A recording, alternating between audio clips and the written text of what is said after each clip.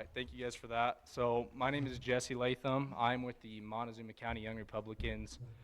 The Young Republicans are one of the oldest youth political organizations in the United States. We are a group of individuals aged between 18 to 40 with the goals of making change in our local, state, and federal governments.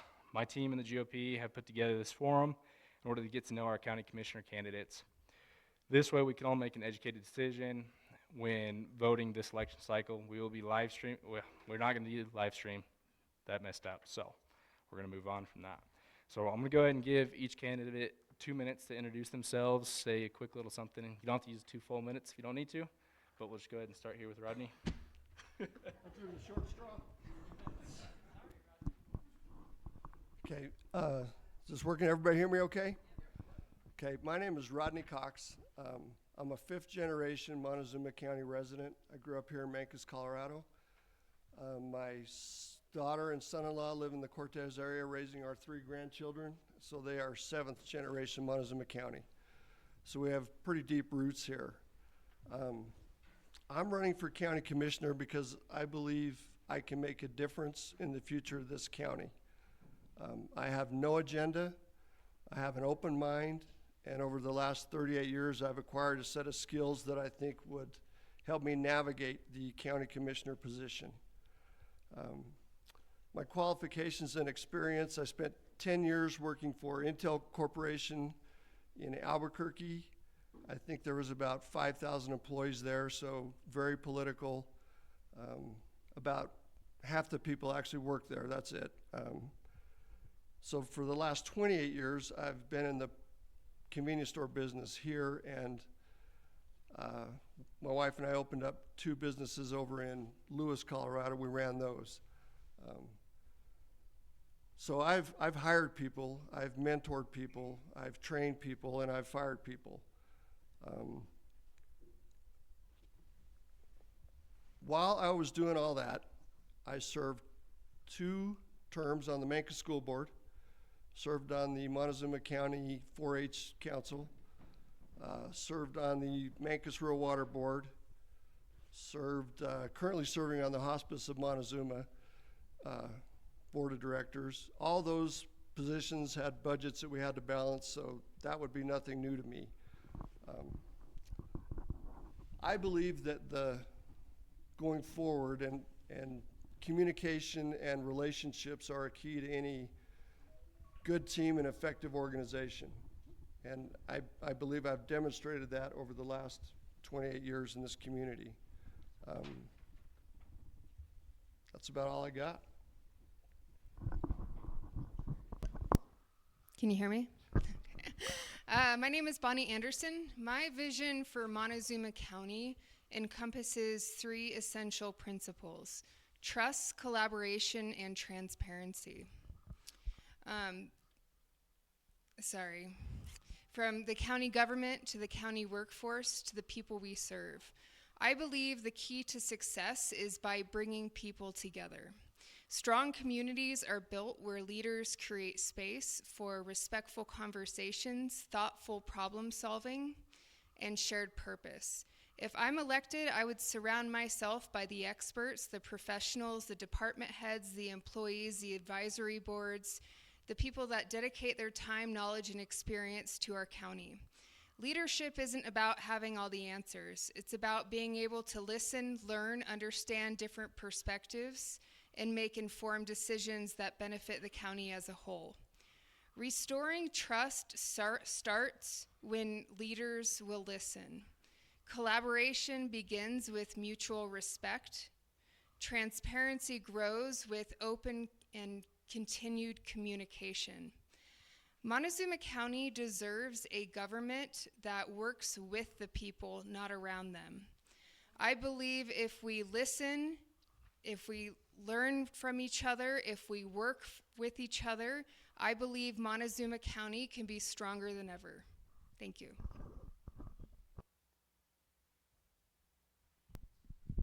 Can you hear me okay? Would you like me to sing you a song? My name is Diane Fox Spratlin, and I am really honored to be here tonight, and I'm excited to be running for county commissioner for Montezuma County. I made my home originally in Montezuma County in 1992. My entire adult life has been, I've served in public safety. 20 of those years I served with the Cortez Police Department. I retired from that position in 2013. And I left Montezuma County for a little bit. I've returned, and I'm now working for the 22nd Judicial District, the DA's office, as a victim witness specialist. During my time here in Montezuma County, when I was working as a police officer and doing all of those things, I served for 12 years on the Montezuma Cortez School Board, and I also served with for the Cortez Fire Protection District on their board, and various and sundry other boards that I worked on in my role as a police officer and in some of my other engagements within the community. And I think it's important that experience is valid. Board work is different work than anybody thinks that might be, and that experience, I think, gives me a little bit of a step up in knowing the role that we'll be stepping into.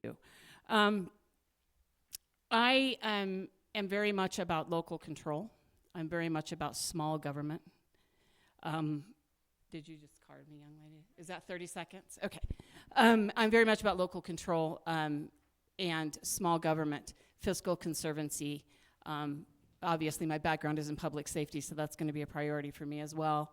And just making Montezuma County is a great, beautiful place for all of us to be able to call home, and making it the best we can, not only for all of our residents that we serve, and that's all 30,000 residents, not just those who agree with me.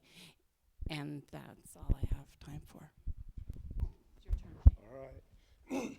Well, my name is Shane Prentice. I am a fourth generation wheat farmer and cattle rancher from eastern Colorado. In 2004, I moved to the West Slope. 2009, we ended up down McElmo Canyon, running a ranch down there for a while. I live up at Dolores. I milk a few cows right now is all. And for the last 9 years, I've been the pastor of this very church. So it's home field advantage. But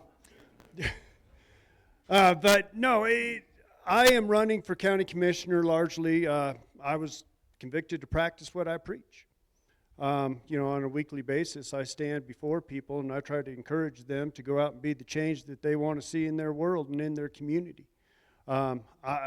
Over the last 9 years, not only have I pastored here, but I've been the president for 6 years. The last 6 years, I've been the president of the Montezuma County Ministerial Alliance, where we have started many ministries that reach into the community and help out with needs in our community.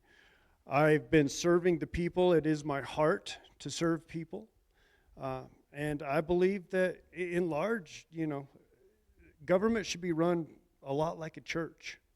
Our focus should be on helping the people in our community. I don't like taxes. I don't like government. I don't really particularly trust government, to tell you the truth. And so I am running because I want to preserve the way of life here in Montezuma County, and I really believe that we need somebody that's willing to stand up to the state and tell them no.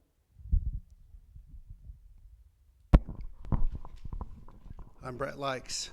A lot like Rodney, my family has a lot of generations in this community in Montezuma County as well.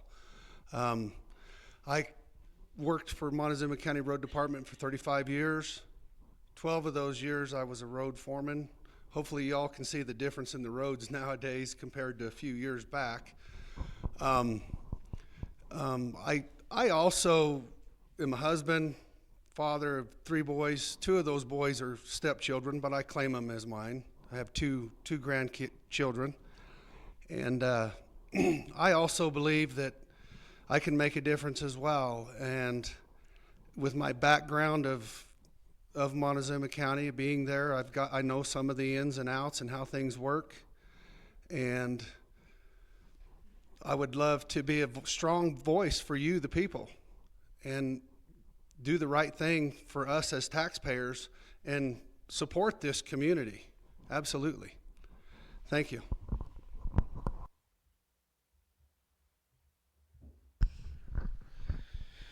Hello, my name is Gerald Whited. I'm also running for County Commissioner. A little bit about me. I've lived in Montezuma County now since 2012. I moved down here to work for the Ute Mountain Ute Indian Tribe. I've been down there roughly about 14 years, public safety director. I also oversee now their wildlife department, their public health department, and that. I'm in charge of about right now about $10 million worth of budgeting, which is done through federal grants, working with federal government, working with state government. And so budgeting is one of my high backgrounds that I have. That's one of the reasons I wanted to run for county commissioner. Seeing some of the issues that I've seen, like every one of you, with the sheriff's office and the budgeting issues they went through, in the public safety issues, I have that background. I'm also their emergency manager for the tribe. I work real close with the emergency manager in Montezuma County right now also. I am married. I have 4 children. One is getting ready to retire out of the Air Force. The other one lives in Colorado Springs and is currently works and married to a Colorado Springs firefighter down there. And my one son lives in Omaha, Nebraska, and my youngest stays home with us. He was in a very severe accident quite a few years ago and has a severe brain injury, and my wife takes care of him currently. I sit on the Montezuma County Hospital District Board. I also sit on the EMS Council as president currently. I also sit on the Montezuma County Fire Chiefs Association Board, and there's multiple other boards I sit on through the state and the federal level. As doing to that mark, I have a record of being able to get federal grants to be able to bring them in. I just was found out a week ago we were awarded $1.6 million public safety grant to the tribe that we applied for. And so with that experience, that's why I decided to run for county commissioner. I have no ties to the county, never worked for the county, never have any of my family members work for the county, and so I thought it was important to run to give a fresh eyes to the county with someone that has never been involved in it. Can believe in managing people, letting people put them in where they need to be, let them do their jobs and give them the tools to make that happen. And so that's really important to me. So as I run, I thank you very much for giving me the opportunity to sit in front of you. It's a privilege to be here in front of constituents and getting the opportunity to go through the process to run for your county commissioner. Thank you. Alrighty, thank you guys for introducing yourselves and give us a quick bit on who you are and why you might be doing what you're doing. So now let's get to kind of why we're all here. Us at Montezuma County Young Republicans and the GOP, we have put together 7 questions that we're going to go through, and we're going to ask all 6 candidates. They're all going to have 2 minutes to answer each question. It's all going to be timed, and so once they'll get notified when they're getting close to their 2 minutes, and we'll begin getting ready to move to the next candidate.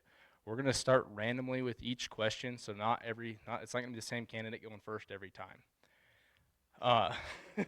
You feel good about that one? So once your 2 minutes is up, we'll move on to the next candidate.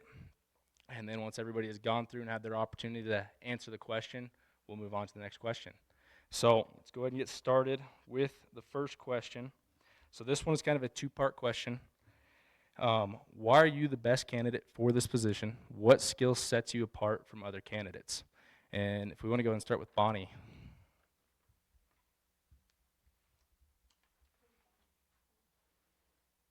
Don't start my 2 minutes. Okay, I'm ready.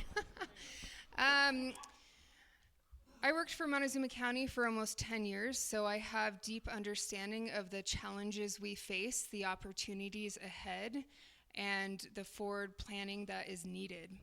I bring both institutional knowledge along with a forward-looking perspective. I believe that people do their best work when they feel supported, when they have the resources they need, and when they feel like their voice is heard. So my leadership style is definitely collaborative. I think it's very important that we listen to each other and understand different perspectives. I like hearing input from subject matter experts before we make these informed decisions. I care deeply about this community, and I believe in bringing people together to move Montezuma County forward in a thoughtful and a sustainable way.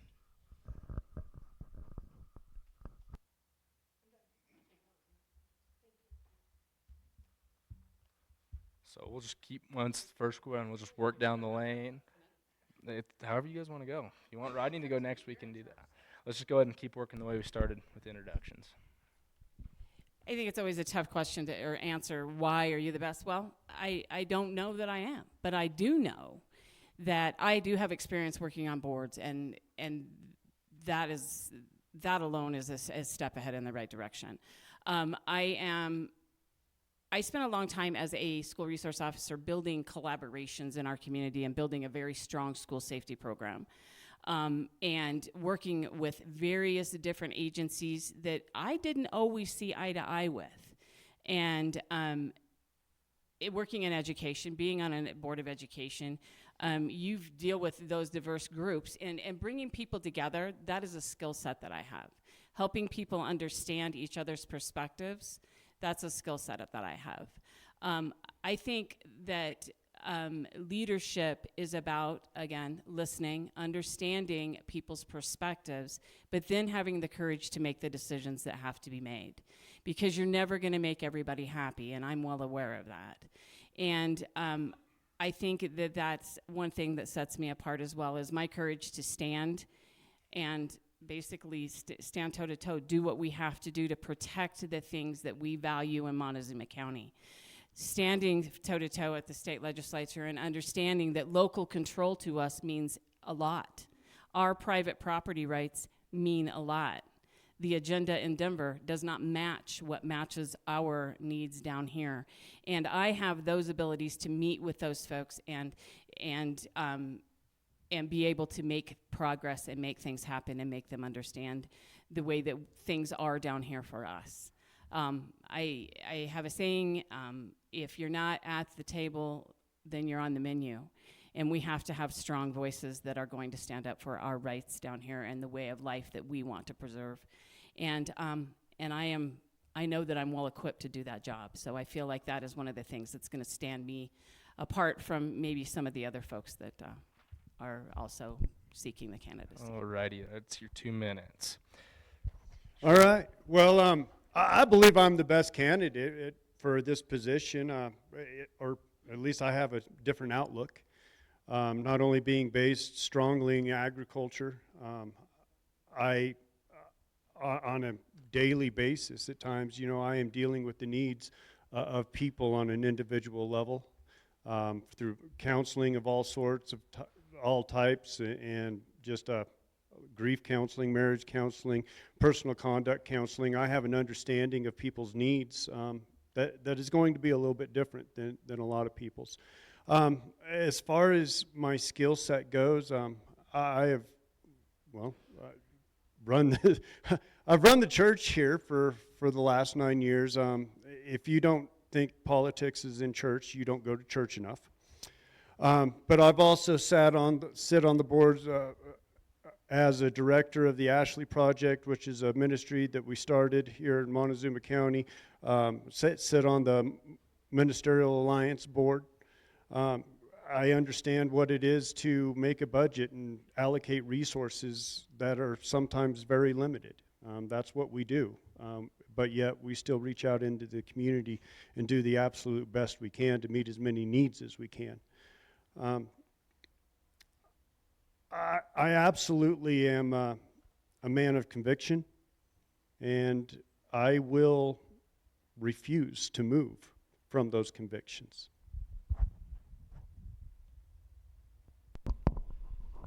Well, I think I'm a top dog candidate myself as well. A lot of people in this room actually come to me and ask me to run for Montezuma County Commissioner. So, and as far as my background with the skill set, my 35 years of experience at the road department taught me quite a bit, and the leadership that I had with that department. So anyway, as far as budgeting and stuff like that, I'm very good at that. I personally have absolutely no debt. I've paid off my mortgage. I own my house free and clear. Things like that. I have no debt. So budgeting, taking care of that kind of thing, no problem. I can handle that very well. And like I said earlier, I really want to be a voice for you, the people, because I want to represent you. And I'm not a big person on paying taxes either. I don't like that. So I really don't want to raise taxes unless we're absolutely forced to. I would not do that. So anyway, I guess we'll move on to Jerry. Thanks, Brent. Well, when I look at that first question, what makes you the best candidate, I think it's a loaded question, because I played football at total different levels, college coach, and I teach my kids when I play and I coach, I tell them, when you think you're the best at anything, you quit learning.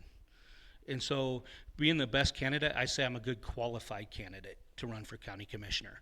And the reason I say that is what it takes to do that. If you ever been a non-native working for American Native tribe, you learn politics really fast. And what the biggest thing you learn is God gave you 2 ears for one reason and one mouth, and that's because you listen to the problems of the community, you listen to the community, and then you can make a plan. And one thing that makes me super qualified for all this is I've been to Washington. I've been talking to congressmen. I've been in those meetings. I know what it's like to get earmarked dollars for projects. I know what it's like and what it takes when they sit there and you have to work across the aisle with someone you don't believe in. But as a county commissioner, there's only so many things you can do. If you look, you only got so much say in things. And if you can't navigate the political world, whether that's at the state level or the federal level, a lot of your big projects get shut down. And you have to be able to come across that. We talk about taxes. I don't like raising taxes either. But a lot of that is under state control. We only have so much. We have mandates we have to follow. Same way with water rights. We talk about water rights. One thing I learned when I was up there is huge. County commissioners, we don't have a lot of say in water rights. That comes from the federal level. So if you don't have that meeting with the feds and being able to talk that, that's how you lose water rights. You have to go up there and fight for it at that level. So that's what makes me a qualified candidate. I've been down that road. I know what it's like, and being able to deal with adversity, listen to the people, and do what you're elected to do. That's what makes me a good candidate for your county commissioner. So I guess maybe what sets me apart from everybody else up here is I've been in the private sector. I think I'm the only one here that's ran small businesses, knows the impact of the taxes and the decisions that are made at the county level on what that means for them and their bottom line. I've spent 28 years in the people business, building relationships, listening to customers, vendors, suppliers. On the school board, budgets are not actually that hard to build. It's when they don't balance, when you have to make those hard decisions. Who are you going to fire? What programs are going to cut? You've got to be able to have relationships with all the department heads, all the other elected officials, come out with an outcome that best suits every citizen of Montezuma County, not just the ones you're maybe partial to. You have to listen to everybody all the time. And I've done that for 28 years.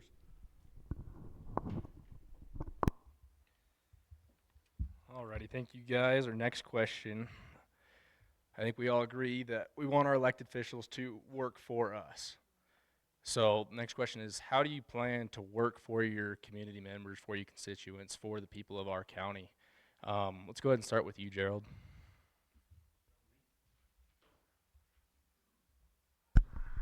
So one of the things is if I do get elected county commissioner, I am going to resign on the Ute tribe.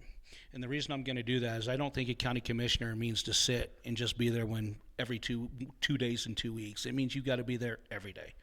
You need to be out talking to the people in the community. You got to be out visiting the farms, visiting the ranchers, visiting the small business owners, visiting the public safety, public health departments, and talking to people. Because being a county commissioner and working for constituents, that doesn't mean have a public meeting where I shut you off in 2 minutes. It means getting up there and listen. If you have an issue, you get to talk about the issue, and let's listen to the feedback. Because I work for you. I don't work for anybody else. Once you're elected, you work for the people. And I think being an electable official like that, you need to give that person their chance to speak to you and how they feel. I'm not saying I would make everybody happy, and I'm saying I'm not going to make decisions everybody's going to like, because that never happens. That's not the real world. But the real world is I sit there and listen to your opinion and talk to you and give you the chance to speak that opinion and give you a chance to tell me why that idea might be better or it might work better than something that we're shooting down. That's important to me. Plus, I would want to hold actual business hours as a county commissioner and say, come talk to me. My door's open. Like I said, I do that now in the position I'm in on the tribe. Even today, being the acting executive director today down there, I talk to everybody. It's like my door stays open. A shut door is not a friendly door. You need to leave your door open so people can come talk to you. And I don't say you have to agree. You don't even have to be a Republican for that matter. You can be an independent, you can be a Democrat. I don't care. My door's open because I work for everybody in Montezuma County, not just one side. And you got to listen to everybody. And that's how I feel.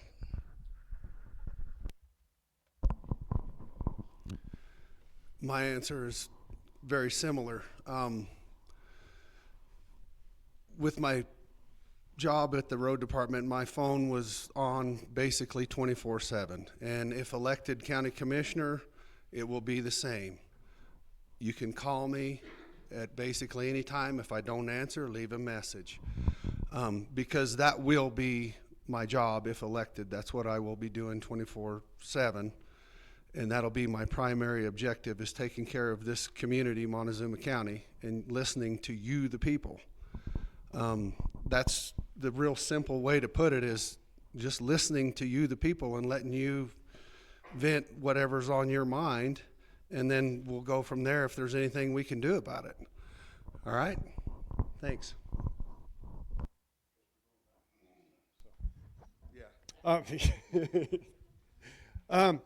You know, one thing that I have learned through ministry, and especially dealing with people's money, is they want to see where their money's going. They want to see their money at work. We support missionaries that are close to home so we can actually see what's going on.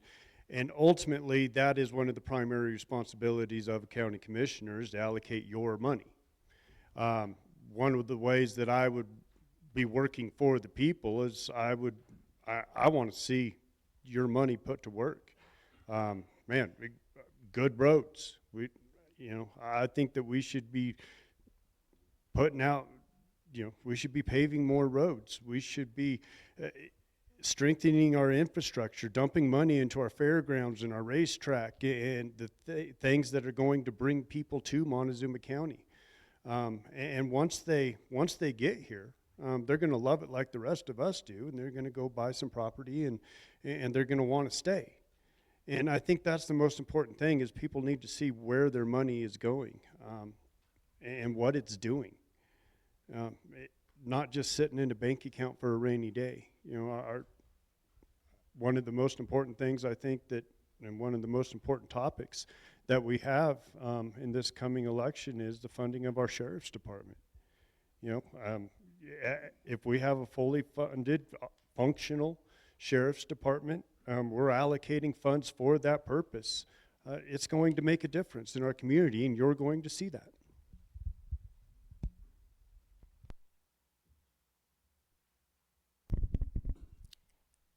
Again, my intention, obviously, if elected commissioner, would be to make this my full-time job, and understanding that that is not 40 hours a week. It is closer to probably 60 or 70 hours a week. That will include tons of travel back and forth to Denver and other places, again, fighting for what we need down here and what we're trying to preserve as our way of life. I was raised by a four-term commissioner in Rio Blanco County, and I can tell you that he worked at least that many hours a week and held office hours and did those various and sundry things. But what he taught me was that when you are trusted in a position, whatever it is, any elected position, but that you are elected to serve, that serving something greater than yourself is the biggest thing, the greatest thing that you can do with your life. And I have a full commitment to that. I believe that. That's how I have lived my life. I have made a career of service, and that's my commitment to the folks in Montezuma County, that if I am elected your Montezuma County Commissioner, I will work, and I will work tirelessly to assure that we are doing what we need to do and meeting the goals that we want to meet and providing vibrant, excellent services to our community and taking good care of our employees. Those are the things that you work towards. And my service to that will be full-time, all the time. You can call me at 3 a.m. I don't know that I'm going to answer my phone. I may. Is that a 30? That's a 30-second thing. I'm awake at 3 a.m. a lot anymore, but that's it. Full-time service to the folks of Montezuma County, working tirelessly to try to get the job done. And that's my hope. I believe that we have a lot of work to do on rebuilding the trust between the public workforce and our government. The government works for us. That's their responsibility, and the public comment, I really feel like that infringes on your first constitutional right, because when you go into the public comment these days, they're like, if you make any noise, you're going to be kicked out of here. So I don't think that's appropriate. I think people should be allowed to express their voice, and I feel like they need to be acknowledged. And whether that looks like the county commissioners responding and answering their questions or their concerns they address right then, or maybe it's a follow-up to that constituent, I feel like they owe that respect to be acknowledged. And I feel like restoring that respect definitely comes down to those three principles: transparency, respect, and collaboration. And it takes all of those to rebuild the trust. So I am for the people. I'm a hard worker. I've been a hard worker my entire life. I started working when I was 12 years old.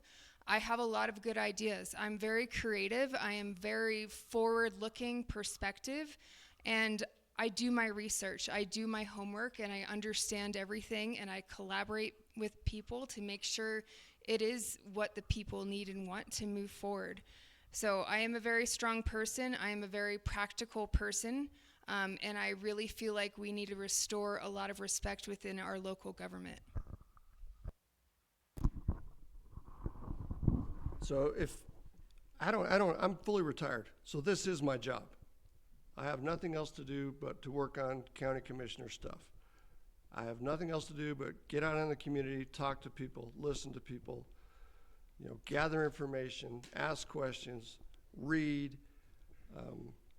then make decisions. I don't think it's possible to have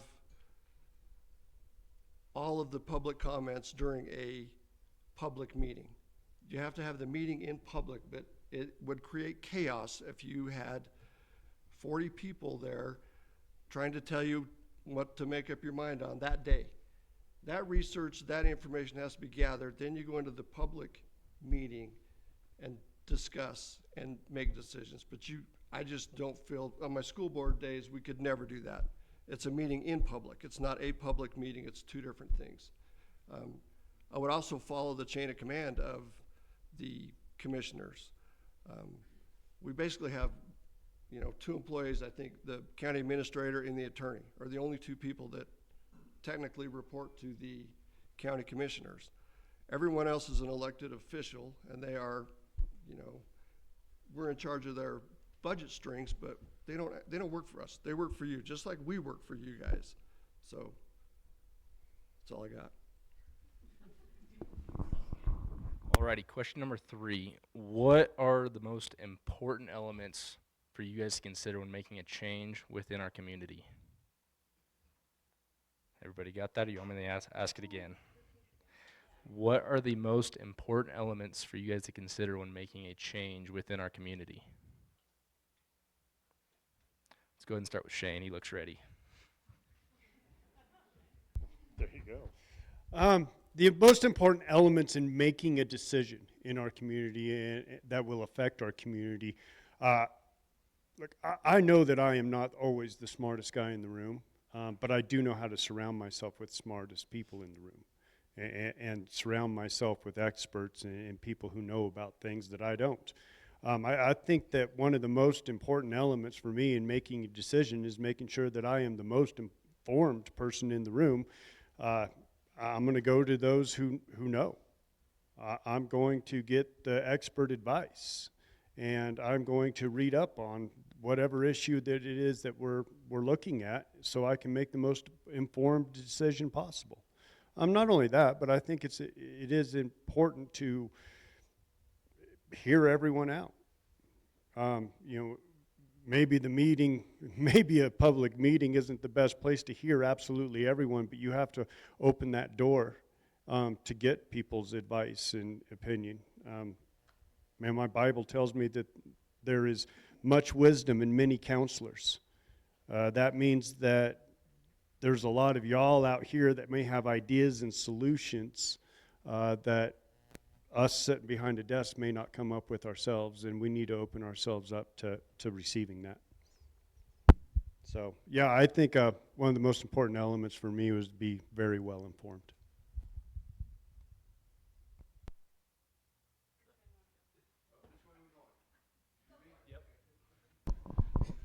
Okay, so before making a decision, I mean, it would, a lot like Shane, you would want to have all your facts straight on what you're making the decision on. So you would have to investigate whatever it was that you were talking about. And then, also, is it a mandate that we're talking about? Is it something that's going to be allowed in the budget? There's a lot of variables to that, but yeah, the most important thing would have to have all your facts straight before you actually made a good solid decision on whatever it was that come up. So whether that's talking to the people, whether it's getting together with the BOCC, everybody together, it just depends on the scenario.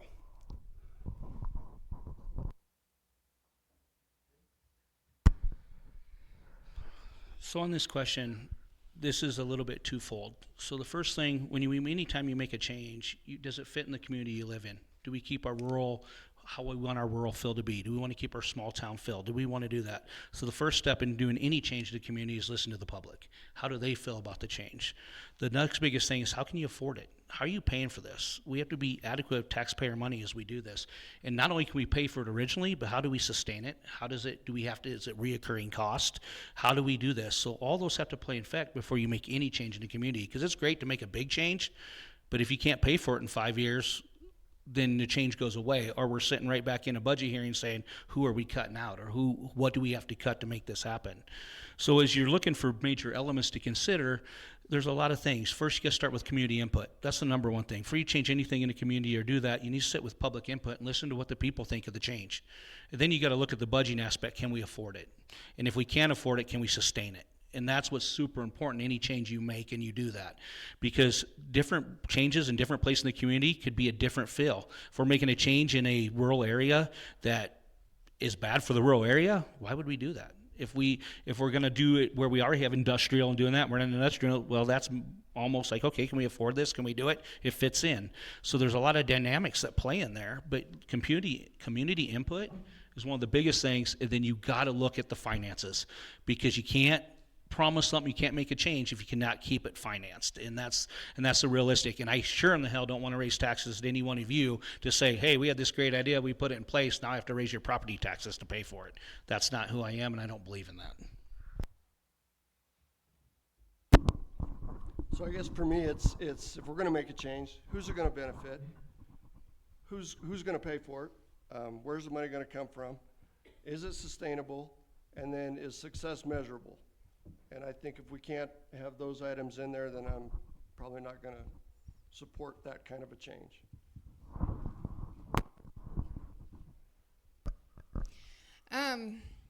So I'm kind of going in a different direction. We really need forward-looking planning to be able to address big changes like this. We need to come up with some responsible growth. We need to understand infrastructure assessments, even employee retention. We need to have some good short-term and long-term game plans, especially when we have things like this. The changes, the solar is wanting to come. So there are changes that are wanting to push in our community. If we could try to get ahead of that and be proactive instead of reactive and trying to come up with a game plan. And game plans take collaboration, transparency, and respect, what I keep talking about. We all need to come together, come up with these plans. What are our county priorities right now? Does anybody know? Because I don't know. I really think the number one priority needs to be public safety. Do we have many plans in place for public safety to address the KRW? Not really. So what I'm saying is planning is an important aspect of any changes going forward. The county priorities, if we're talking about a certain issue and changes, is this part of our county priorities? Where does it rank? Fiscal responsibility is a big one. Where are we going to get funding, or is this going to affect funding? Are we going to need grants? And then ultimately the long-term stability of our county. How is it going to affect our rural aspect? We do need to have inner growth. So responsible growth is very important for planning, and that comes with the long-term stability. So it's a big answer. It's not simple. It can go on forever, but it starts with planning and then fiscal responsibility.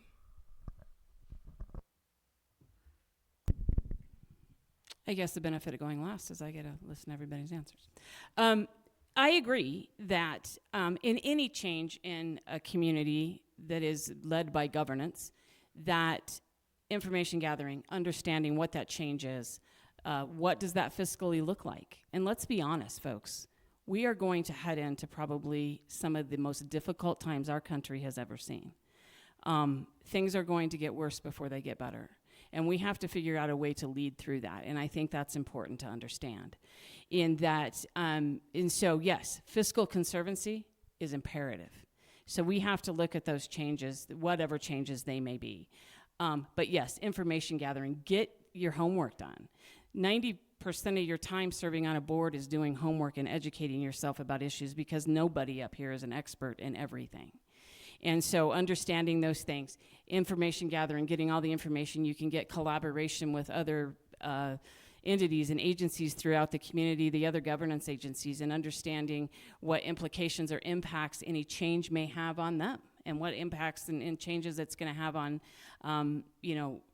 their constituents, their city, the town of Mancos. We have to look at all of those things. All of that information is imperative, and then you're honest. And you're transparent with your community, and you open opportunities to have those discussions. I agree completely with Mr. Cox that board work is done in front of the public. It is not done with the public, and that sounds harsh, but boards, especially like the Board of County Commissioners, is governed by statute. You have to run the Board of County Commissioners is by statute. And so you have to understand how those things are done. So those opportunities, I think there could be more opportunities for public engagement, and that's certainly something that I think we need to look at. So thank you. Question number 4. If a decision came to you that would better the community as a whole, but potentially hurt your business or personal life, how would you approach making your decision? Diane? Well, when you go into service in your communities, when you're in governance, that's not your priority anymore. Your priority are the people that you serve. And that's where the decision needs to come from. Is my business more important than the 30,000 people that live in Montezuma County? Absolutely not. Is if this affecting me, is that more important than what's going to happen to the majority of Montezuma County residents? No, it's not. So I think the easy answer is you make the decision that is best for the people that elected you to work for them. You don't make decisions based on your own personal agendas or your egos, for that matter. Absolutely. You definitely work for the people. That's what government is. It's a service to the people. So whatever would help Montezuma County, that's the direction we go in. And well, as far as my business goes, if I'm doing good for Montezuma County, good chance y'all be sitting here on Sunday.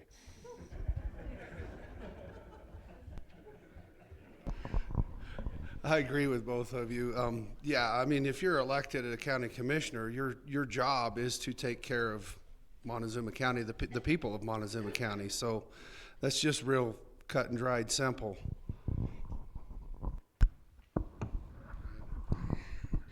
Yeah, I agree. If you're elected as county commissioner, you work for the people. Everything else gets set aside. And working in public safety for 16 years, I've been out with my family before and a pager goes off. I don't say, hey, I want to stay here and finish dinner with my family. I take off and go take care of somebody in the community, because it's a commitment that you make as you sit here. So if you get elected county commissioner, it's a commitment. It's a commitment to the people that sit you here. And so, yeah, you got to put them first, because they put you here for a reason. When we had the floods up in Dolores and that was doing it, we dropped everything, got as many people together as we could, and we were out there for the community. Because that's what you do when you work in the field of public safety or being a commissioner. You're out there for the people. So, yes, they always will come first. And it sometimes it's not the funnest thing in the world, but you have to make that decision, and that's what you need to do. I'm retired, so I don't have a business. So I think you have to make the decision that works best for the majority of the residents in the county. And you could take the business piece to a personal level too. There's gonna be times when we make decisions that are gonna upset people we call friends. I've done it on the school board. Fire the football coach, find out how many friends you have. It's a tough business, and you have to be willing to make those tough decisions. And at the end of the day, I just have one person to look at in the mirror and know I tried to do the right thing. So.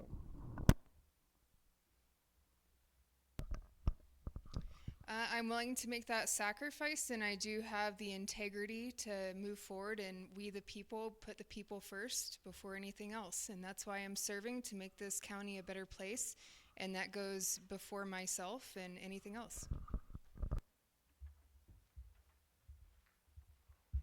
All right, on the question number 5,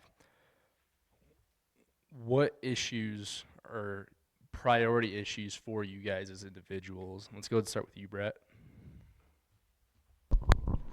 So a couple of the main issues that I can see are, number one, Sheriff's Department.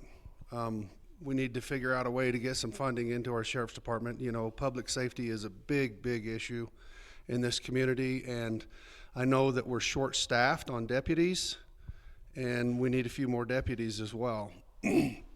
Another thing, you know, that most people out there, they drive these roads and they want better roads to drive on. Everybody wants a better road in front of their own house. And so somehow we've got to come up with a little more funding for the road department. And those are items that need to be looked at and checked into.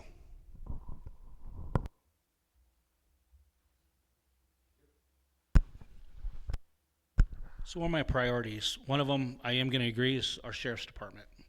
Our Sheriff's Department's elected official. I believe he should bring us a budget, and our job is to support his budget to make our community safer. And we're going to work in our due diligence to make that a priority. The other thing we need in the county that's going to be a priority is the same thing as roads. You can't get anywhere if you don't have roads. Public safety don't even work if you don't have a road to drive on to respond to that house. So those are super important, two of the most important things. The other thing we got to look at is how can we support our education and also our economic development. Because when I moved to Montezuma County, I looked for 3 things when I moved here. Yeah, I was moving here as a firefighter. I was moving here in public safety field. But I thought, how safe am I going to be if I live here? How am I going to get around in the winter if I have a handicapped son, or if I need to get out? How are we going to transport? What's the school like? And the third thing I looked at is what services is public health work, and is there sustainable jobs here? So all those all work hand in hand with each other. But the first thing, no one will move anywhere if they don't feel safe. And so the sheriff's office, and like I said, I work in that field, and I've dealt with hundreds of problems even on the tribe. Same thing, short officers, short there. Heck, we call the sheriff office down to help us down there for when incidents happen. So we know how much that's a huge priority. And like I said, it's, to me, I've never made the sense of public safety budget where they come and said, oh, here's your budget, this is what you get to spend. How about you come with me and tell me what it's going to take to run your department, what you need to make it safe, and then let's look at it and see what we can do to help you. That's how I look. That's my 3 priorities. So, yeah, I'm tired. Still, can you repeat the question? What are priority issues for you if you are elected to in this position? What are the important issues in our county for you? So I think for me, just being observing some stuff, it's just a relationship breakdown. I think we have a complete breakdown between our sheriff, who's an elected official, and our county commissioners. Funding, I don't know, I think the sheriff's department this year has 43% of the general fund, so I don't think it's a funding issue. I just think that people quit communicating and bad stuff happens. And I won't let that happen. We will sit down and have a conversation and continue to have a conversation until we figure out what the issue is and then go fix the issue. I think the sheriff is more than capable of running the sheriff's department in the jail. The communication breakdown is actually kind of sad.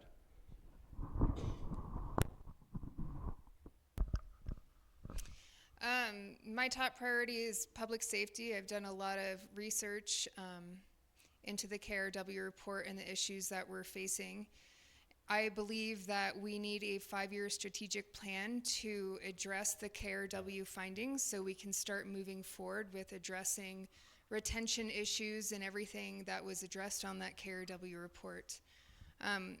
Along that lines, we do have, ending 2024, the audit said that we have about 20.8 months of general reserves that are not restricted. So I feel like reserves shouldn't be used in sub of, maintaining operations throughout. But since this is an emergency, I really feel like we do need to tap into some of those reserves, fill in that workplace void, and really address retention. I feel like retention is the most fiscally responsible strategy a county can implement. When you lose an employee, you are losing so much money that goes into that employee for training, and you're probably going to have a service gap too.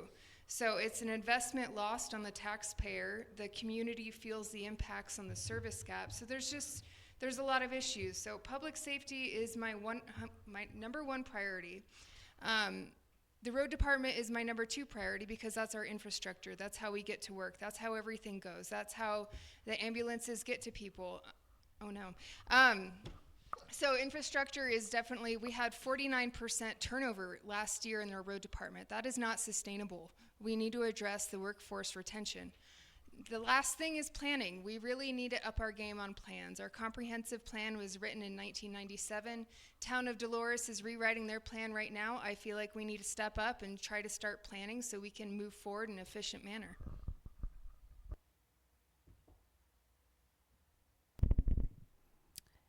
I think that the issues with the Sheriff's Department are concerning. They are a priority, unequivocally.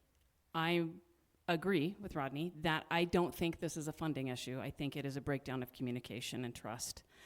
And when your elected official doesn't come to the table with your Board of County Commissioners to discuss those issues, then you run into what we've run into.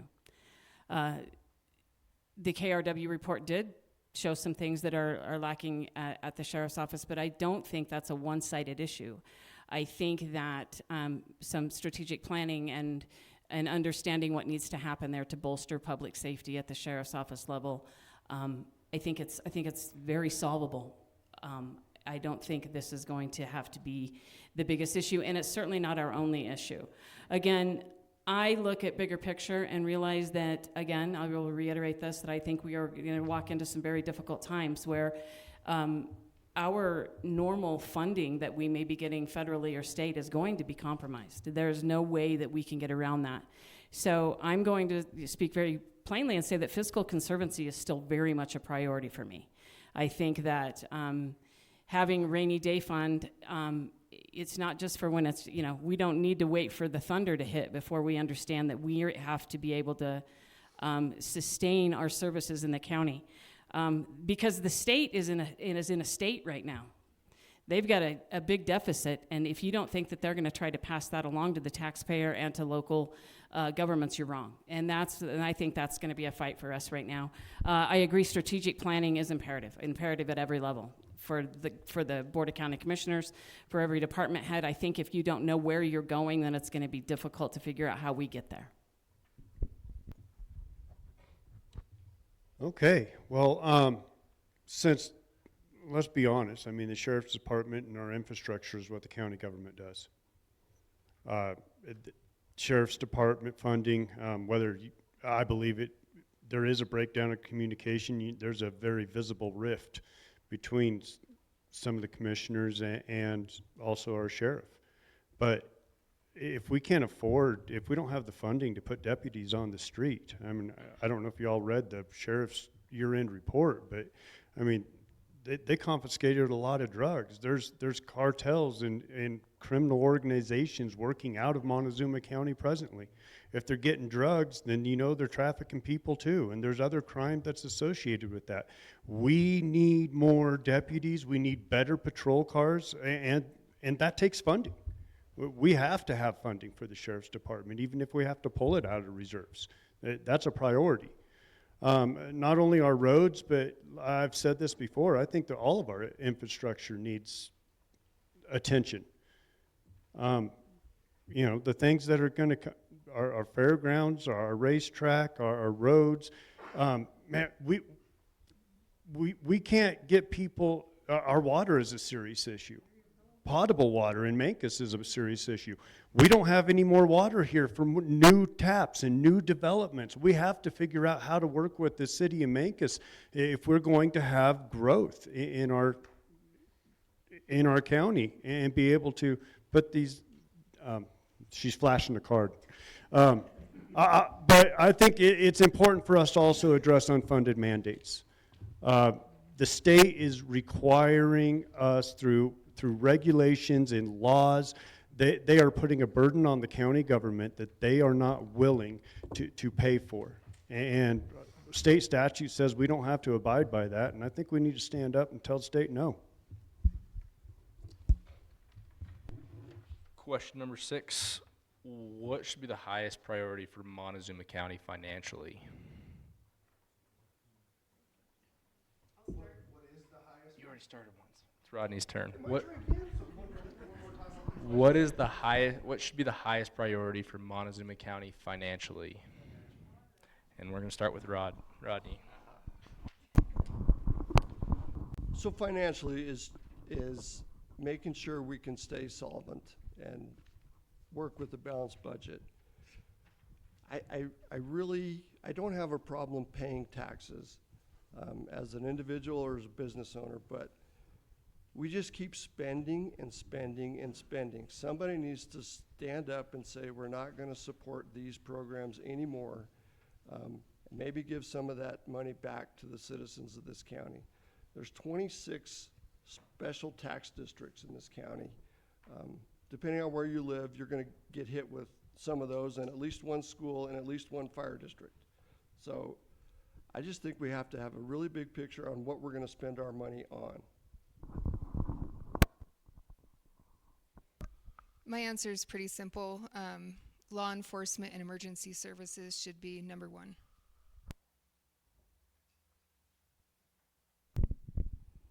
Again, we realize that safe communities are communities that thrive. Communities that don't feel safe don't thrive. We have an issue at our sheriff's office. We know that. It does have to be a priority. And we need to, and it would be a priority for me when elected to assure that we are developing a trusting and honest relationship with all of our department heads. But because we all know that there's an issue at the sheriff's office, not at the sheriff's office, but with the current administration, we know that there's an issue there. But it doesn't have to stay that way, and I think that we can, again, that can be a priority, solving that. Now, is that the most pressing thing? Yes, for us locally, that is the most pressing thing. But I agree wholeheartedly that fiscal conservancy across the board and making sure that we can sustain services and provide those kinds of things, that has to be the overarching priority, not just the one thing. I think that affects all of the services that we're able to offer. So making sure that we can sustain ourselves through whatever is to come, and getting the sheriff's office back to where they need to be and operational the way they need to be operating. I don't think that's going to require draining reserves. I think that's going to require just some coming to the table and doing some hard work to figure out where we go. Man, you could take this question anywhere. Naturally, as we've all already stated, the sheriff's department needs restructure, needs something. I believe it's funding. But I think my highest priority financially for Montezuma County is not to put any more burden on the people than is already there. I mean, I don't know about y'all, but property taxes went up significantly. I think we need to learn to work within our budget and not stretch it out anymore. No new taxes. If we can't operate our government with what we are given, then I believe that we need to shrink the size and scope of government. Unfortunately, it seems the more money it has, the more it grows, the more corrupt it gets. And so, my highest priority financially is don't tax the people anymore. let's learn to work within our budget, and if we have to, cut back until we can do our basic necessities very well. That was pretty well said. I agree with Shane on that issue. And obviously, we can all agree that there's some funding and some things going on at the sheriff's department that should be a priority. Also, we need to be able to take care of business and do it within a balanced budget across the board in all the county entities, because every entity is very important. You know, and there again with taxes, you know, and unfunded mandates, things like that. Yeah. So basically, you're hearing the same answers. I'm gonna probably sound like a broken record, but it's the same thing. Public safety is always important. We got to make sure that they're financial, but we can't do it at the expense of everything else, and it has to be sustainable. The other thing we really need to do is go back to the state and say, you're screwing us on our PILT money. That's a payment in lieu of taxes. We have so much federal land in Montezuma County, and they have this stupid formula that works because we have mineral rights. We don't get enough money in. We don't even know what we're getting. That's a guess. And that's why it's hard to balance a budget when you don't do that. The other thing we need to do is just what we said. You guys have been taxed enough. We got to start looking at creative ways. To fund the sheriff's office, good thing. There's earmark money, there's COPS grants, there's federal money that you will get here, but we need to make it towards equipment, towards stuff that we don't have to keep buying. It's not salaries, so it can help them. So we can divert money somewhere else. Get creative with those things. The other thing is like when we were talking about that, our taxes, we come in, we set, we can't do a lot of changing there when it comes to financial. But doing that, but we also have to look at Kinder Morgan. We're in a lawsuit with Kinder Morgan that still hasn't paid taxes from 2009 that's going through appeals and everything else that they owe us money. But we're seeing CO2 reduction happening. We got a plan for 10 years from now. CO2 and all that Kinder Morgan tax has been going down every single year. So we have this bunch of money that we say we have this general fund, but in 10 years, that general fund's not going to be there anymore. We can't just plan for tomorrow. We got to plan for 10. We do a 4-year term up here. If you think about it, that's half of that 10 years gone. And so when we financially need to look at that, we need to go after more tax revenue from different businesses and that, fix the state and our PILT money because of our federal land, and turn around and not keep putting it on you as taxpayers. That's not fair. Thanks. All right, last question I got for you guys tonight. What are your thoughts about implementing a county sales tax? Let's go ahead and start with you, Bonnie. I think before we introduce the idea of doing another sales tax, we need to be really transparent with the public on where that money is going to go. When we were talking about the sales tax a couple years ago, you know, it was going to be for emergency services and the sheriff's department, but there were no clear plans saying, well, the money from the general fund is still going to go, a portion of that's still going to go to the sheriffs. A lot of people thought maybe they would just cut the sheriff's department off. I really think there needs to be transparent plans about this is where exactly the money's going to go before any of us, you know, opt to vote for a sales tax, because we don't know. There's too many unknowns. So I am for a sales tax. I think that would take pressure off of property owners. It would start taxing the tourists coming in right now, because we don't make any money off of those tourists or friends or family driving on the roads that we're going to have to repair. And it's kind of confusing, because when you do look at your receipt and it says county sales tax, that's for the hospital. That's not for our county. We don't take any taxes in. So any people coming into this area, it's either benefiting the municipality, but it's not benefiting the county. So I really believe a sales tax, you know, is going to take off some pressure from the property owners. If we get enough sales tax, there could be an option to lower the mill levies for the property taxes. It won't be much, but I just feel like it's important to take some of that pressure off of the property owners. But we need an actual clear plan before we introduce another bill, is my opinion.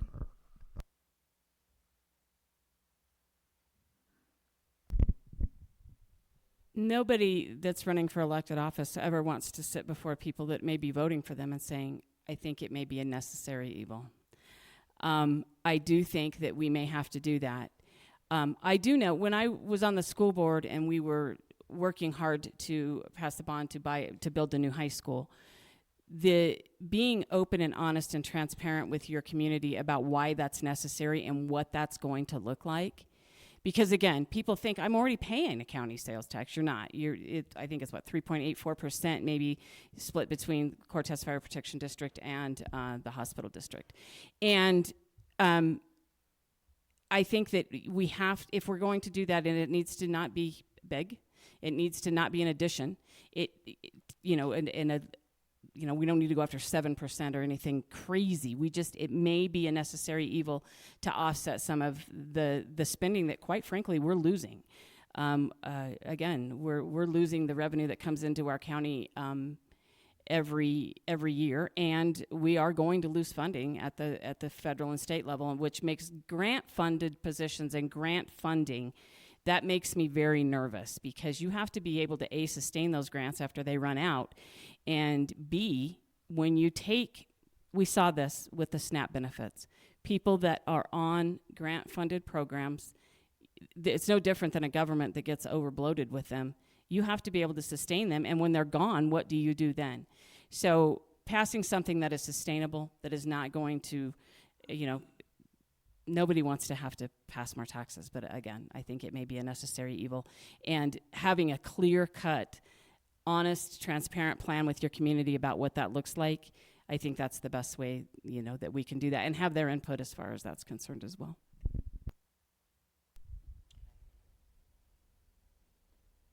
I don't understand the need. And here's why. I mean, our general fund and our reserve fund has grown over the last few years. That means more money's coming in. And not only that, but it's true that the county only gets a pie, just a sliver of that pie out of your property taxes. And they only get a percentage of that. It goes many different places, and the county government only gets so much. But if my property taxes went up 80% and yours did too, then the value of that piece of pie has to be more than it was. I just don't understand the need for a county sales tax. Not only that, she hasn't waved the card yet, hold on.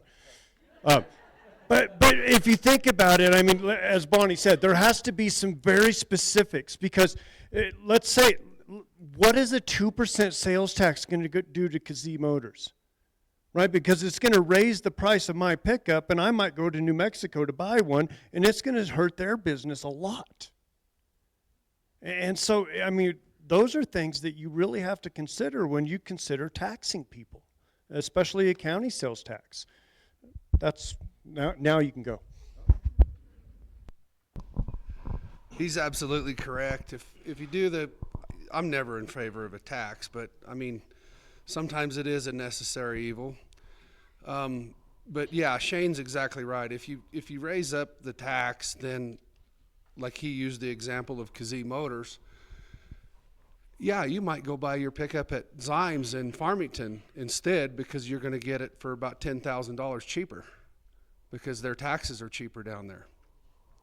So that is something to be said and looked at. But if you are going to implement some kind of a sales tax, there has to be a very clear-cut plan, and it has to be earmarked exactly for what that's going for, and be designated to that, whatever that sales tax is going to.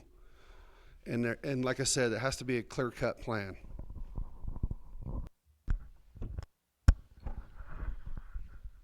What's sad about a county sales tax, it may someday come down to being a necessity.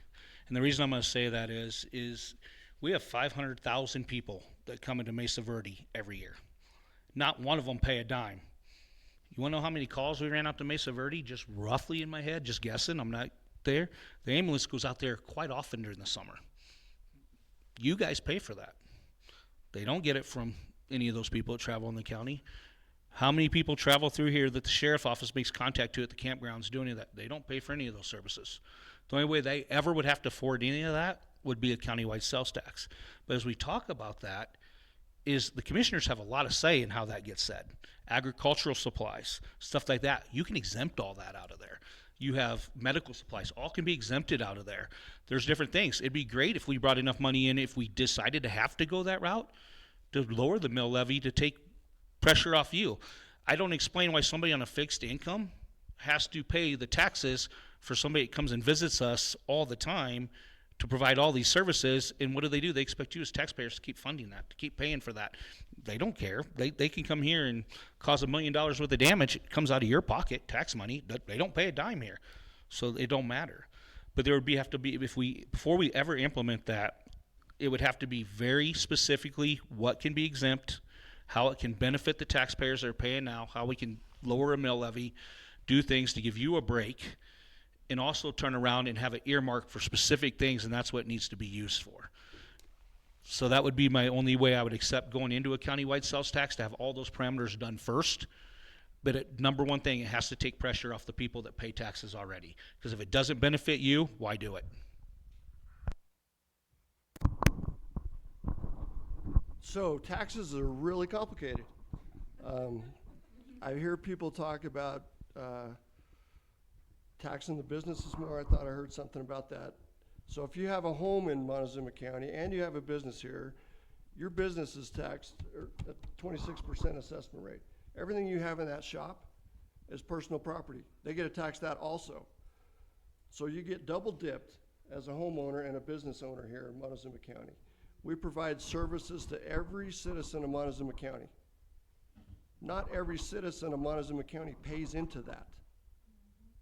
We don't get any tax revenue from the tribe on housing. So we receive $0 there. If we did a sales tax, I'm not opposed to that at all. Because it would, if you're gonna spend money, everybody gets taxed the same. But I'm 100% opposed to it unless we lower the tax we're paying on property, specifically the small business guys, because they've been taken in the shorts for years, and they just keep thinking they can keep doing that. When those businesses decide to pull out of here or shut down because they can't take it anymore, we're going to be in real trouble.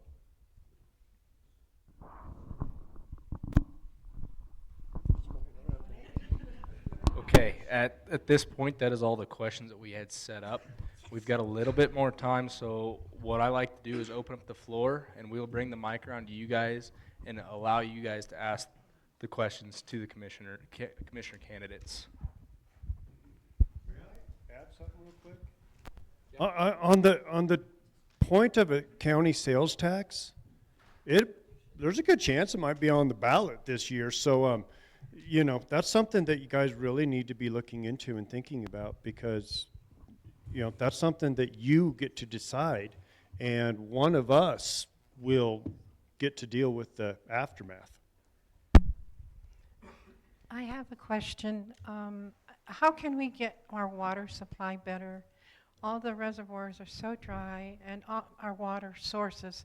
Water is life for our animals, for people, and improvement of better water.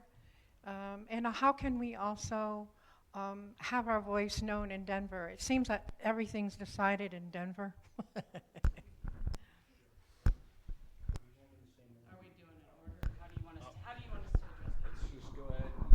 I'll go ahead and start that. Ma'am, that's a great question. And so I get to sit on some of those water board meetings and get to listen to them. And one thing that we can do as commissioners, we got to really look at water infrastructure. And one of the things I'd like to do as county commissioner is open up communications with the tribe, because if you can work communications and partner with the tribe on water projects especially, the funding doors that open up a lot bigger. They have a lot of say that we don't as a commissioner being at the federal level. And what I said before is feds color our water. We have to make sure the infrastructure is there to hold it. And there's a lot of laws that go into that we can't just say we're going to hold this or do that. We have to let so much go. There's a lot that goes into this. Water law is one of the most complicated things you can ever sit and watch and listen to. And there's multiple lawyers that sit in there and argue that. And so what I'm saying though, but as a county, what I would love to do if I got commissioner is I would open talks with the tribe and say, hey, we have projects in Mancos, the North Mancos here with the reservoir and piping the water into Mancos. Say, hey, partner with this, because we get water here, you get access it down there too. And so being able to partner this and coming up with those partnerships and working through the water rights system and having the federal Congress and being able to have the say up there is 100% exactly what we need to do to keep our water and keep here, because you're exactly right. Without water, nothing happens. Farmers don't have cattle, we don't have hay, we don't have any of that stuff that makes us survive here. So that, I hope I can somewhat answer that question, but as commissioners, our hands are really tied when it comes to water. We just have to advocate and do partnerships to build the infrastructure and then fight like crazy at the Congress level to keep what we need down here.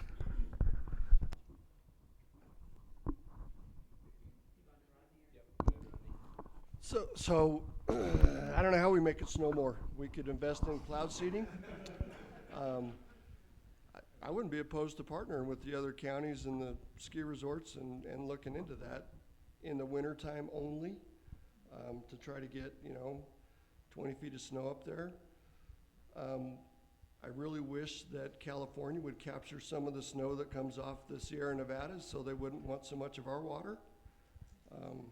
Water is complicated. And we're talking about two different kinds. There's domestic water, which the Mancos-Rural water and Montezuma water supply to the residents, city water.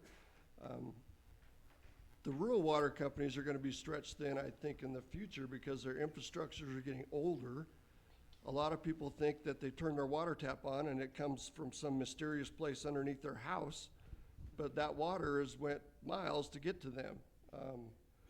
So I think that's something to really pay attention to in the future, especially our infrastructure on our domesticated water. Why did we sell it to California? Why does California get so much of it? So there's, water law is complicated, like he said. We have some really good representatives defending our water over in MVI. I think they have a really good board. DWCD, they work to protect that water and the water rights. Over here at Jackson Lake, we have a good board there also that's understands water law, water rights, and they do a good job of protecting that water. And I just want to ask one question. Mr. Cox back there, does Mancos-Rural Water have any water taps available? Not at the moment. Okay.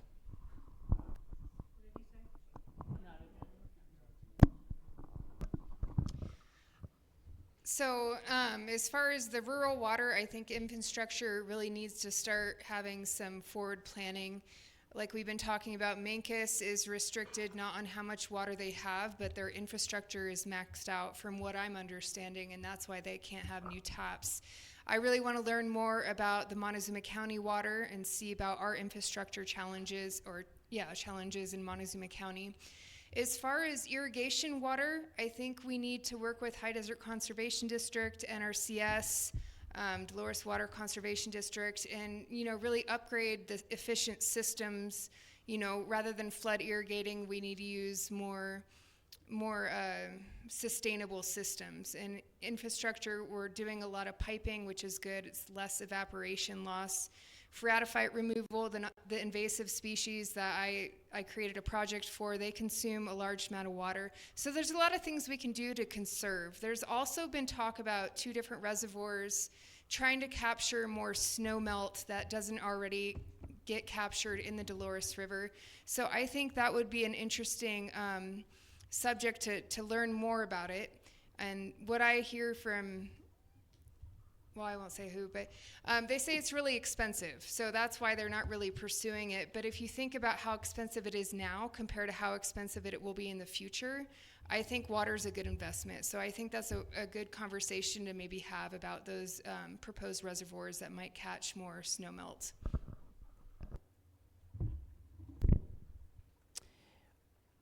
Water is a lifeblood of like any community, but especially rural communities, obviously. And again, it is extremely complicated, and what I know about it is not a lot. I'm going to be honest with you. I mean, I know that the most important thing, as far as I'm concerned, because there is so little control that you have, is maintaining what local control that we do have over our water. I mean, in all honesty, I attended a town hall the other night for the Board of County Commissioners and learned a ton about water, because we have sitting on our county commission right now Gerald Copenhaver, who is a wealth of knowledge about not only current water situations, but what the institutional knowledge and the history of that has been in controlling that. We cannot control the weather. Not to my knowledge. Maybe, I don't know. Rodney's got ideas. But it's a cycle. It's going to snow some, it's not going to snow some, and it does cause concerns. But I think the main thing, and this was a two-part question if I heard you correctly, and how do we fight that fight in Denver? We do that. We go to Denver and we make our voices heard down here, and we make them that's what you have to do. You have to be at the table. When I was serving on the school board, I told a state senator from the great state of Colorado that I served on the Montezuma County or Montezuma Cortez board, and he thought Cortez was located in New Mexico. So we have to be at that table, and we have to fight that fight. And we do have a great resource in Commissioner Copenhaver, and really just educating. I would have to, as a commissioner, educating myself around the water issues as far as what does the infrastructures look like and how can we better maintain and use what we have. As commissioner, our hands are largely tied with a lot of the water issues. My understanding is the Bureau of Reclamation is probably going to settle a lot of our water issues coming before October 1st. But as commissioner, I think the one thing that we can do is work on residential water storage. As we've already stated, that's going to be a need moving forward. The more storage that we have, the more taps that we can provide, the more people are going to come in here and they're going to buy land and they're going to put up expensive houses, and that's going to bring in revenue. And really, so, as commissioner, I would say that our hands are tied except for the residential water storage.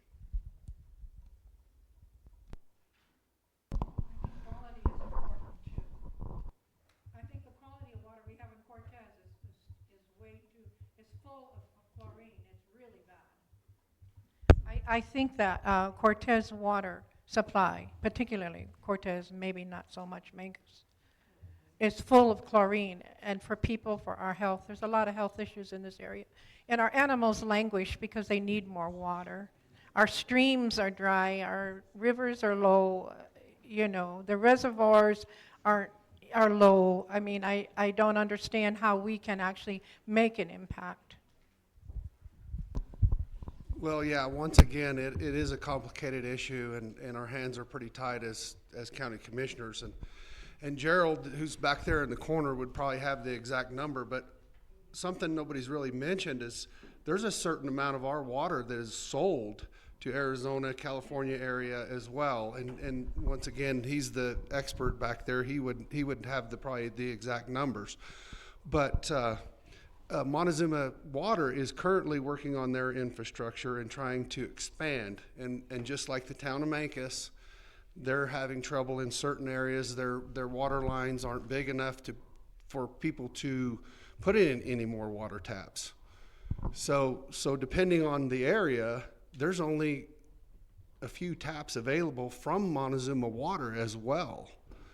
So it is a complicated issue, and yes, our infrastructure needs to be expanded, of course, but there again, there's a certain percentage of our water that we have to let go because it's sold downriver.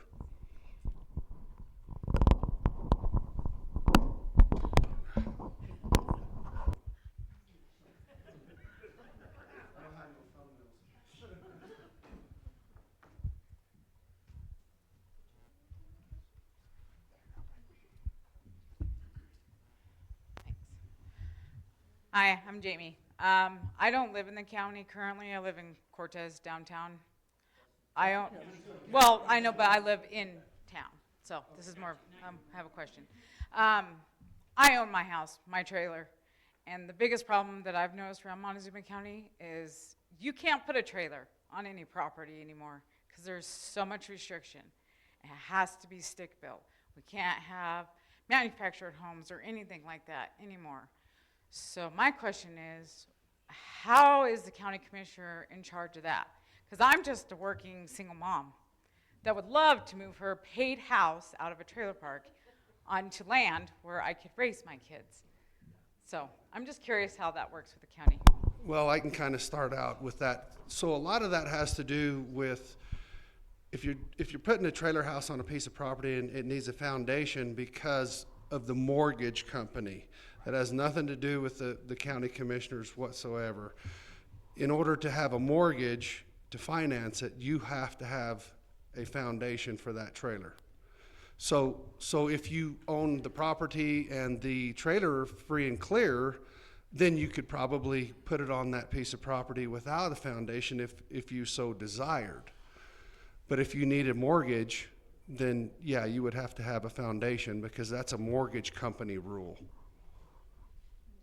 Does that answer the question? It's just, there seems just to be a lot of restrictions when you're looking to buy property around here. You can't have any of that. But people can put up fifth wheels everywhere and live in them. But there just seems to be I didn't know if that was a county thing or if that's just people splitting their properties up. Okay, go ahead. The county commissioners, as far as I'm aware, and this is something I'd have to, but I'm pretty sure we've never adopted a building code in the county. So the cities have them, those have them, that kind of thing. So what you fight when you do go to the county, the fire districts have a say, making sure it's safe. They get their own say. County commissioners don't control that, okay? They control, the fire district does their own. As you put the trailer there, just like Brett said, mortgage companies, exact same thing. Move here, you put a thing, they might require you to have a foundation, they might require you to have certain restrictions to be able to finance that. But as far as if you own it free and clear the whole way around, as far as I know, the county doesn't have a building code in the county. They don't have that. They do have restrictions about how close to a waterway or that kind of thing. That's why HOAs have never really established out in the county because there's never been a building code, so you can't really enforce it. And so I don't understand where the problem could be. Understand if you're in a residential area, whether it's a city or like Dolores or that, they do have their own separate rules on what can be done. But when you move out, as far as I know, is that the county is, like I said, there is no building codes and that kind of thing in the county. So long as it isn't a requirement for your mortgage or a fire district for a safety reason or something like that, I'd have to agree with Brad. I don't think there is anything.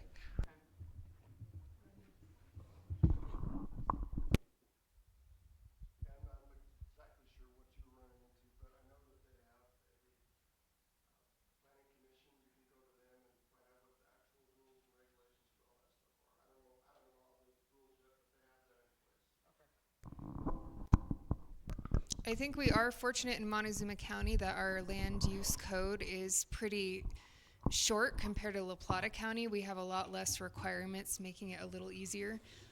You're gonna have to have a septic system and all that, but I don't think there's any requirements or regulations on manufactured homes in Montezuma County.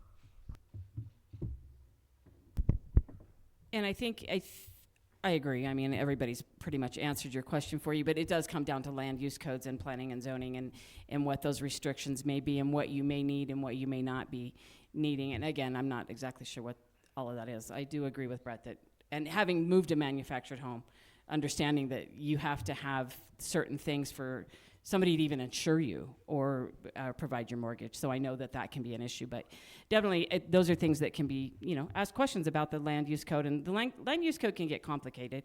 And so seeking those answers, that would be the route I would go. I would just be reiterating everything everyone else already said. Okay, we're gonna do one more question from one of you guys out there who'd like to go. Did you see somebody?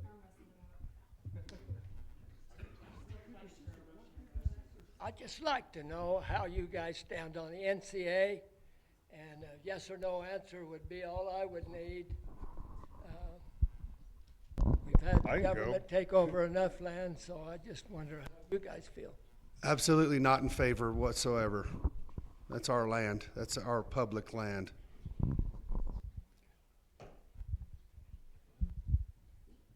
Well, I am not in favor of it at all, any federal land grabs, and I know the understanding is it's better to have an NCA than a monument. I say fight them both. Yes.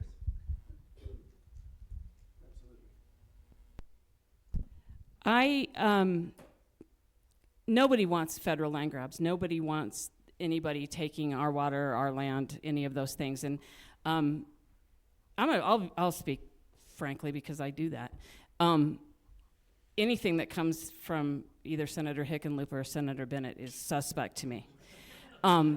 That said, and initially I was like, no, that's a land grab, no. I have taken the opportunity to get a little bit educated about what all of this means, and part of that is if it's gonna happen, then I would support the NCA at this point, because I think they're going to do something, and they can put a monument down there without a whole lot of problem, and that will take any amount of local control away that we have. And at least with an NCA, we get to make some of the rules, and we get to be able to have some say in what happens there. But for how long? Politics are ugly. I don't like that sometimes you have to play that game. I would like for us to be able to say, no, that's our land, it's our country, that's our river, and you don't get to have any say in it. Unfortunately, that is not our reality. And I think we have to do the best thing that we possibly can do for that. Honestly, and I've already spoke of it, the commissioners that are in favor of it at this point, I have to respect that. And I continue to do education around it, I continue to look at it, but at this point, I would support the NCA. I would say I've done a lot of homework on the NCA, trying to understand it.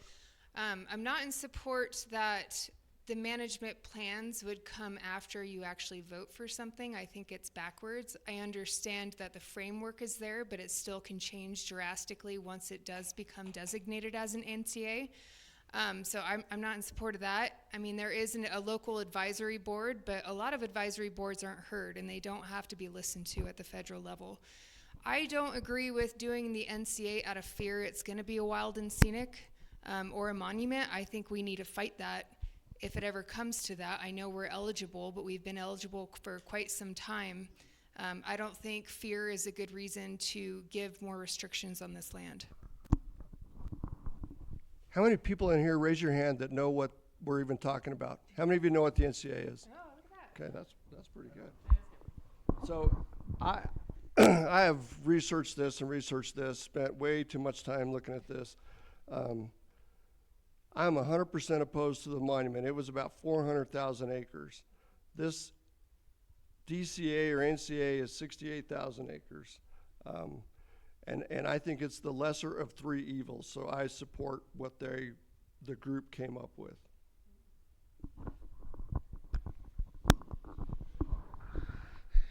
Once again, this NCA has been a hot topic. That's all we get to read about on Facebook if you live in the county lately. Anyway, I did a ton of research, just like everybody else sitting here. I have the history of the NCA sitting in this blue folder right here, of when it started many moons ago. And I've talked to some of the people that worked on this project. And I have to agree with something that was said up here. It's the worst of all three evils, if you look at this. So we have three choices here. It's been deemed wild and scenic. So depending on who gets elected up there in Congress and who takes over, they can make this a monument tomorrow. None of us would have a say. And if the NCA takes that wild and scenic designation completely out of there, that might be something that we're going to have to give a little on. Like I said, it's all about compromise something. Sometimes we don't get everything we want, but I sure in the hell don't want to see it to be a monument. I don't want to lose it. We lose water rights, we lose grazing rights, we could lose all kinds of access if that becomes a monument. Ask these people who have done it. Yes, it can change over time. Any government, if it gets put in there, like Brett said, it can be changed down the road. I've not really seen that. All the research I've done, it hasn't happened a lot that I've ever seen. But having some local control is huge, and having that say. The problem with it that I have is I think the people that it affects should be on that board. It's not the people from Durango that's funding this. It's not the people from these big lobbyist groups that are in here trying to protect this funding. It needs to be the people that live in those three counties need to be the people sitting on that board, because they're the ones that should have the say how that goes. And I have reached out to a couple ranchers and asked questions, and that's why I would be in support. And I like Gerald, like I said, I trust Gerald back there. And like I said, he's been here all his life. He's done this. He's been a vet. He's done that. And there's a reason they're supporting this, because we do not want to have that thing a monument. And so that's at this time, if we can lose the wild and scenic designation and we can keep our people on that committee, then I would have to say I would support it, because I don't want to see it to be a monument, because I don't want to lose all access.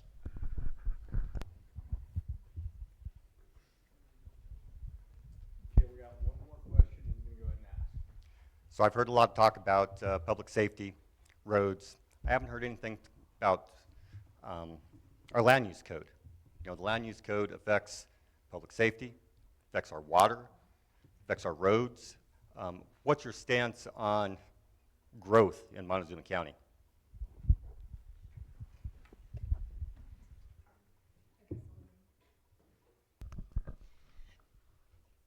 I mean, I've listened to the land use code meetings for for like 10 years, but I'm not 100% familiar with it. But as far as growth, I think we do need a plan for responsible growth.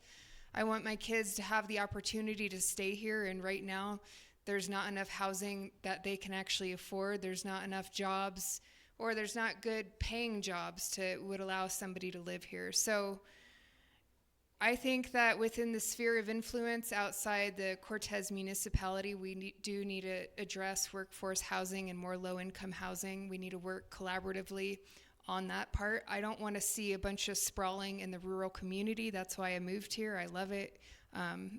You know, it's not Denver, and I don't want it to become Denver, but I think we do need responsible growth, especially for our internal community to be able to stay here and thrive.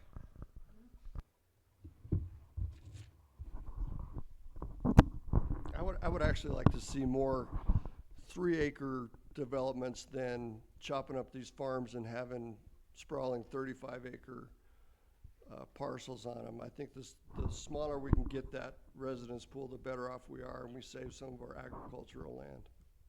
But I also agree that we need to have a strategic plan on what that's going to look like.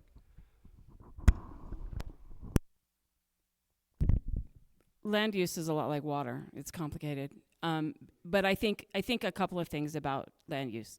I think private property rights are imperative. I think they're paramount. People work hard to buy a home and do all of that, and I think that those rights need to be protected. Again, you're not wrong that the way we develop our land, everything is affected by that. Public safety, the roads, all of those things. So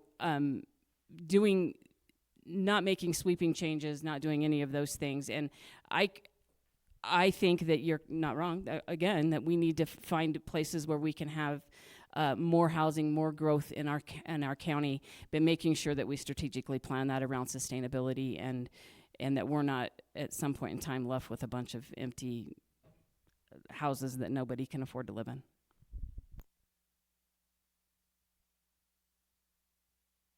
All right.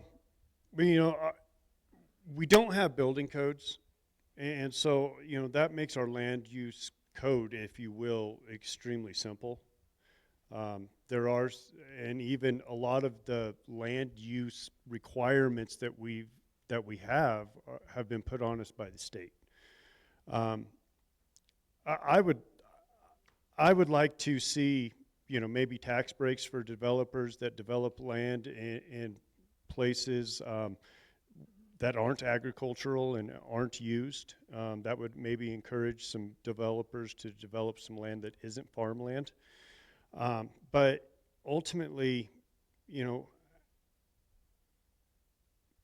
land's expensive.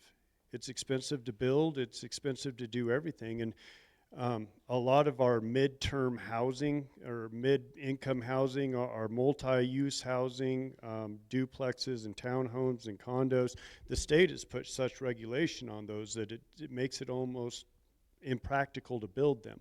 And the unfortunate reality there is that we're, from moving from the apartment to something in the mid-range, we just don't offer a lot of options, and a lot of that is not our doing. A lot of that is on the state level.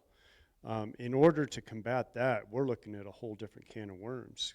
We would have to become a home rule county and write our own charter in order to be in charge of our own, I guess, planning in that way, if we were going to introduce some of this mid-range housing in order for us to continue to grow, especially our younger generations being able to afford some of this housing and stay in Montezuma County. We're looking at probably some bigger changes down the road in order to make that feasible because of what the state's put on us. Yes, I agree that affordable housing, I mean, young kids out of high school trying to make a living and build a home here in Montezuma County, it's tough because it's really expensive, super expensive. And I don't know how they're going to actually do it working here in Montezuma County, because most jobs don't pay all that well around here. So it's a difficult situation, and yeah, I would like to see the infrastructure grow. I mean, people come in, responsible infrastructure, but then again too, as a landowner developer, it's freedom of choice too, as far as 3-acre lot or 35-acre parcel, you know, depending on what you're working with and what they choose to do, then sure. Does the county control that zoning? They do. Planning and zoning does control that. But yeah, they have to have it approved through planning and zoning, yes.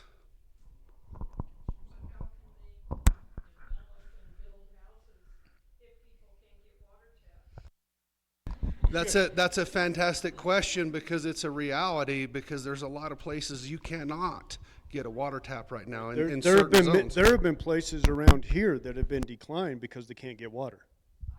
So, hold on, I would like to answer the question, please. I haven't had a chance to answer his question. You asked about the land use code. I had the privilege of sitting on the Planning and Zoning Board in Dolores. So your question you're being asked, what you said was 100% correct. The land use code sets ordinances and sets the code of use of what the property's for. And so that's what you can look at. And before you change any zoning and doing that, I think public input is super important when we go to zoning areas, because we don't want to zone an industrial area in the middle of a housing area without having input. The counties ran into a lot of these problems when they had the mill outside of Dolores that did a ton of damage in doing that. So the zoning question you're asking, yeah, we need to look at places that we can bring business that fits into our community the way we want it to be. If we want to stay a small community, the rural feel, as we bring businesses in, we need to zone areas that fit that. Same way, affordable housing, we've all been talking about that. We need to have affordable housing for younger people to move here and do that. But then we have to, once again, it goes back to zoning as we set up those things. But what you were exactly correct. If right now we do have that, if you're following the plans and doing that, that's really hard. It's hard to fight that because it's been zoned. You've done everything you can in doing that. But to me, public input is so huge, because I sure in the heck wouldn't want a airport in my backyard, right? Or I don't want a housing complex that is huge built here, or a big business that works 24/7, and I didn't build my house here for that. So we have to really take public input huge when we look at planning and zoning boards and planning and zoning, and being able to, what works for us, what fits best in our community. And so that plays a huge role when you start making that. That's what we did in Dolores. We had several meetings with the public saying, hey, what do you want? What do you think about this? And that goes from noise ordinance stuff, and everything goes through that plan and zoning code. So I said I helped rewrite the one in Dolores when I was on the board, so I hope that somewhat answers your question for you.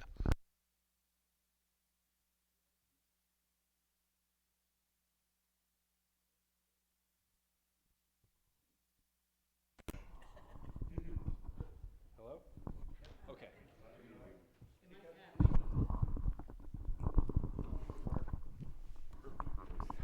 Okay, we're going to go ahead and conclude this forum. I want to thank you all for coming out here. I want to thank all the candidates for coming out and doing this with us. We really appreciate it. We appreciate getting to know you guys and you guys answering these questions. We're going to be doing another forum on the 18th in Dolores, the school board room. And we're going to have all the candidates. We're going to try and get all the candidates there again, hopefully. And so you guys are all welcome to come to that event as well. And then we're going to try and do another one. What was the date on that, Bob? On the 26th in Cortez, and that's going to be across the aisle, so it's going to have all candidates there. Everybody that we can get to get there, they're going to be there. So thank you again. If there's anybody that is in the age range 18 to 40 that would like to sign up for the Montezuma County YRs, we have QR codes. Go ahead and scan that QR code and get signed up. Thank you guys.